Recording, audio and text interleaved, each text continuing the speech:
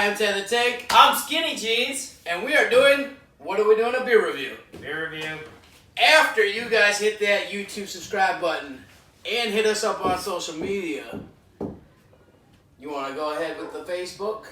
Off the Tap. Instagram, Off the Tap 2018. Our email is offthetapgb2018@gmail.com. Bravo. I'm getting the hang of this. Where are we going right now? Getting the hang of the damn thing. Lift your arm once. Oh, damn. Okay. For a second, I was like, there must have been the shadow, because I was like, no! Oh, they have pitch stains. The tank got some pitch stains. You know, for me, dude, I'm we're the owner. Can we brew with that? Put it in my beer. All right, so we are going to Michigan one more time. One more time. All right. I think we're going to Pants Brewing, right? Pants Brewing, yes. No, Pants, this is shirts, socks. Holy shirts it's and gotta pants. be socks. Socks Brewing. No, we're going to Shorts Brewing. Shorts Brewing opened up in 2004 in Bel Air, Michigan. Bel Air, I mean, you know, you think of Fresh Pants Bel Air. Yeah, you know, West Philadelphia, born and raised. I'm the playground is where I spend most of my days. Not the case. All right, there might be a white Will Smith there. That's about it. All right, so Dude, this place smells good. You like the smell? All right, I'll give it a real.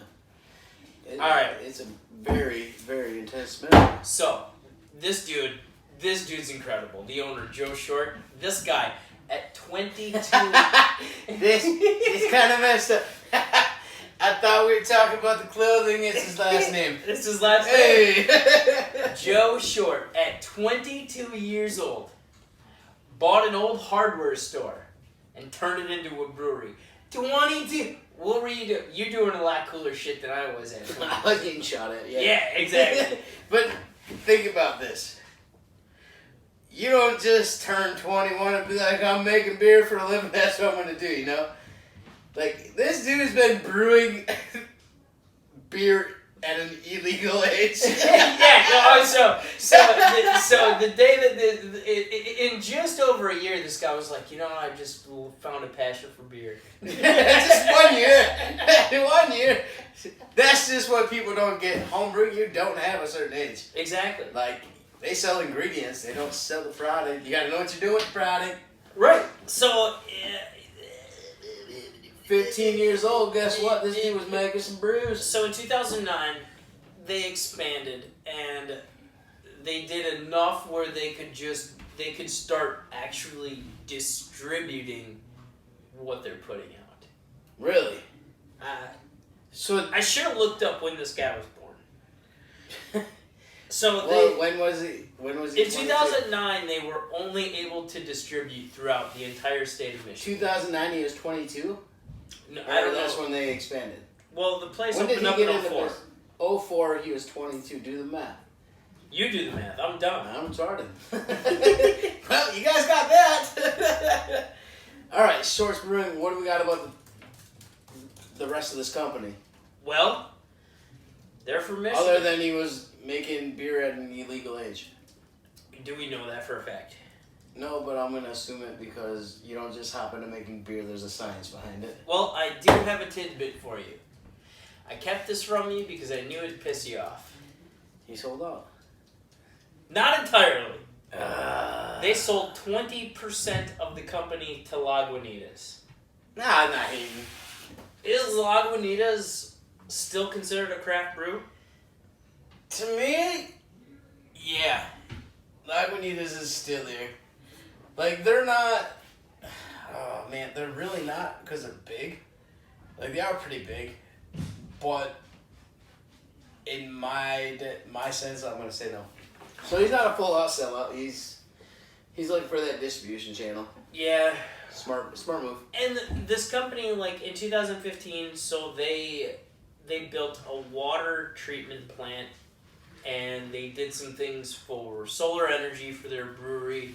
I mean, they've done a lot of eco-friendly things, which are very small brewery.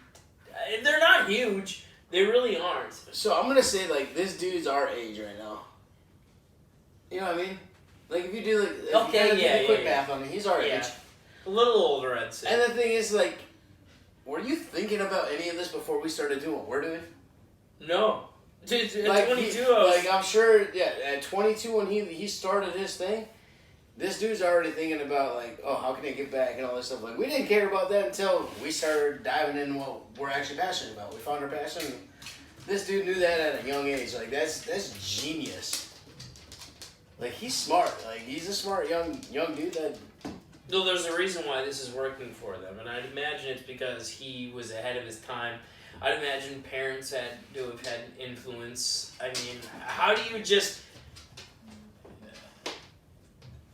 I don't want to, like, the whole, like, oh, I was doing it before I was 21, but, like... His dad was brewing. Maybe his dad had to have been yeah, home brewing, so this had to have been a passion. Like, he saw his dad he saw grew it. up. Like, Whether he was drinking it or not, like, I mean, this... It's like, by the way, a lot of breweries, I don't want to say home brewers, but, like, a lot of breweries that are out there, I feel like they're not huge drinkers. They do it for the craft, they do it for... The passion of doing it. The passion, it's a feel of accomplishment. If you look at a lot of breweries, they do it for that sole purpose of that smile on somebody's face. Like, if I can make a beer and I can make people happy by doing it. We noticed that we went to the homebrew store today. We just brewed a while back a mango habanero milkshake IPA. Our first initial reaction was like, ugh. We didn't like it. As you let it sit a little longer, you were like, okay, this is a little bit better. No, and then you brought some beers to these guys at the homebrew store, and he was like, I brought this beer to a bunch of people I know. I didn't tell them what was in it. They really, really liked it. And to me, like, you did most of the work, but, like, Matty Ice, one of the guys that does a lot of editing and stuff for us, and myself, like, we were still a part of it. We helped brew it. We helped. Yeah, like it gives you that. It gives and you it was like, man, like we all did that together. That felt really good to hear that there was some positive feedback, you know? and people that are actually in the brewing community really enjoyed it. Yeah. This and place, I guarantee that's where he started. Is like, oh, like, you know, like my family's been doing this, so maybe I can carry their stuff on with what I got. Obviously, Lagunitas is helping out because this place just dumped over $18.5 million into like a canning system, all sorts of different things. They're going to be putting out over 48,000 barrels. They're going to be dumping 5,000 barrels of not sours, what apple type beers? What the hell? Ciders. There we go. 5,000 barrels of ciders. My words, but they're doing the damn thing, and which is good. Like they saw, like, all right, Lagunitas, they saw his talent. Well, you know, like as a brewer, like you're not just gonna walk up to this company that's making bank and be like, hey man, you want to invest in me? Well, right. I got this crap beer. They're doing good things, and they're getting investments from other craft breweries, and a lot of, like we've said in the past, is for distribution purposes to grow.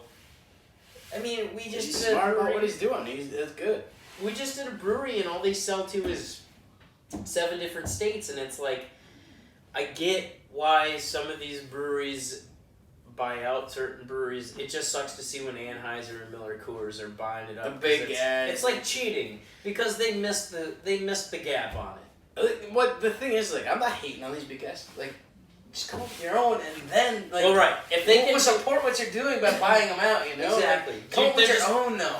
Miller Coors and Anheuser can't create their own good beer. Yeah. They have to rely on all these smaller places to say this is what we're producing. All right, we got to get into the hops. We got to speed this up. We need to speed this up. I really don't have anything on the hops, but ABV 7.5, IBUs 15. I really want to say this is going to be more along the lines of like your sours. So you're not going to find a lot on hops like most sours you do. It's actually a sour ale or It's not. I wouldn't say. I don't want. It's not a sour. It's an ale. It's like It's a fruit ale. Yeah. Fruit ale brewed with puree strawberries, blueberries, blackberries, raspberries. Yeah. All this stuff, and the one thing I smell is raspberry strawberries right up front on the nose. So, and it has a dry finish, which a lot of strawberry. Which fruit beers, I tend to realize they have a dry finish. Like it's more of like your wine finish, you know, like a fruit. Like it's the same process basically. Moscato. So you think, Let's give her the beans. let's give her the Moscato.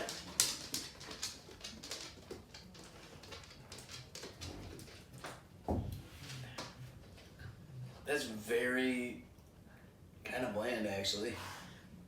Yeah. For flavors, Flavor is on the very most low end. front end and nothing on the back. There's like nothing past the tip of your tongue. It kind of leaves a bad aftertaste. I'm not getting any aftertaste, but God, dude, that smell is just phenomenal. It's a great smell, but unfortunately, I'm not chugging it through my nose. But we could. 4.8. I was gonna do a 5. Yeah, I don't like this. It's a mediocre beer. Like, dude, like we just did a review where the smell kicked my wasn't there for me, so I couldn't rate it high. Yeah. Now the smell is here, but the actual taste and flavor is just not here. So it's like, dude, this is low. But if you can tell by my score, taste definitely has a bigger influence than smell does. Out of 10, 4.8. Out of 10. 5. Yeah, I'm skinny jeans. I'm 10 the tank. I'm gonna chug this, just get through it.